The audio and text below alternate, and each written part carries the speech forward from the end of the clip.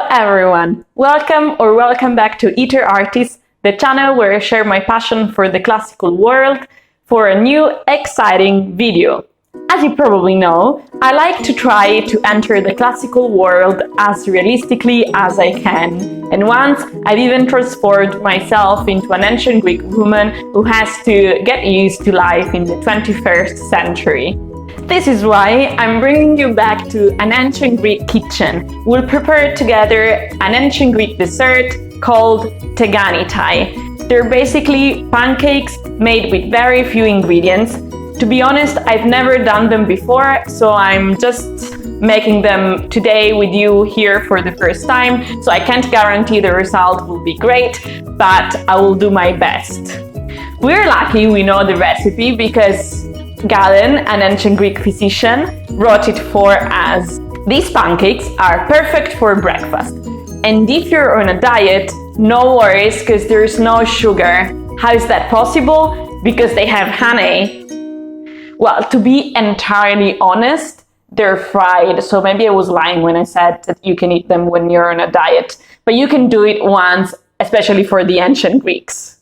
All right, let's start from the ingredients. But before you take your notebook to write them down, remember to click on the red subscribe button below my video. This way, you won't miss any of the new exciting videos which will come up very soon. Time to tell you the ingredients. You're going to need 120 grams of flour, 125 millimeters of water, 2 tablespoons of honey with a little extra honey for topping, 1 pinch of salt, and then, although Galen didn't write it in the recipe, we know the ancient Greeks liked seeds or nuts, so you can take some and put them on top of your pancakes at the end if you want.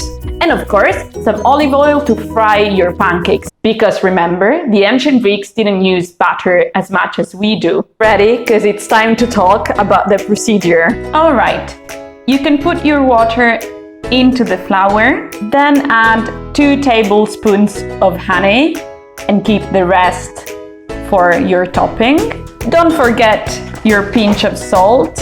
Once these ingredients are all in your bowl, you can mix very well until the batter is very smooth and resembles a thick paste.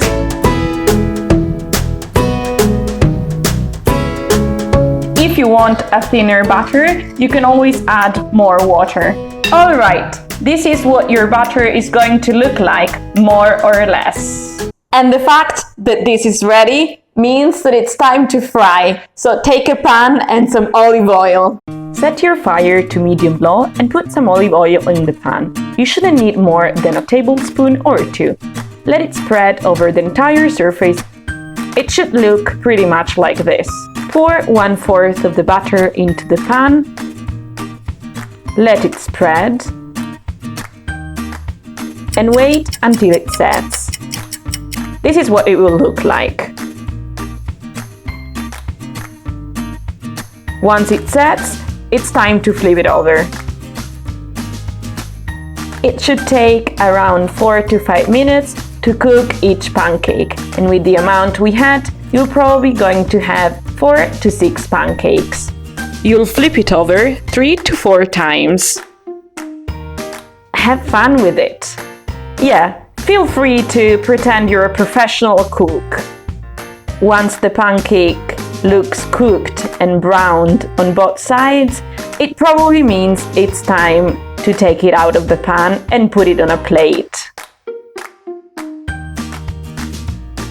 Now just continue cooking the rest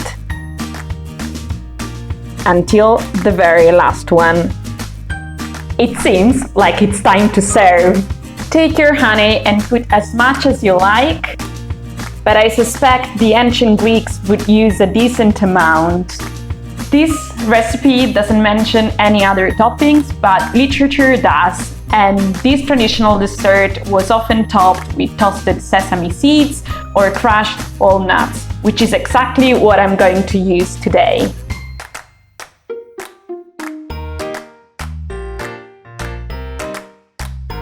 All right, I feel that as every good chef, I deserve to try what I made.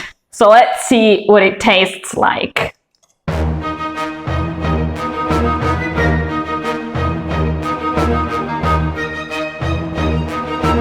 Ready?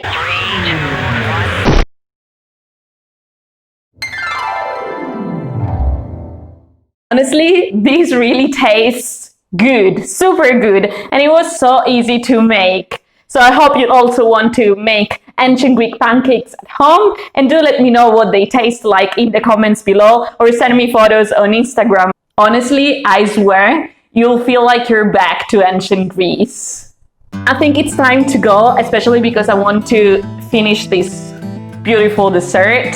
And I will see you very, very soon in my next videos, but don't forget to subscribe to my channel for more, and I will see you very, very soon.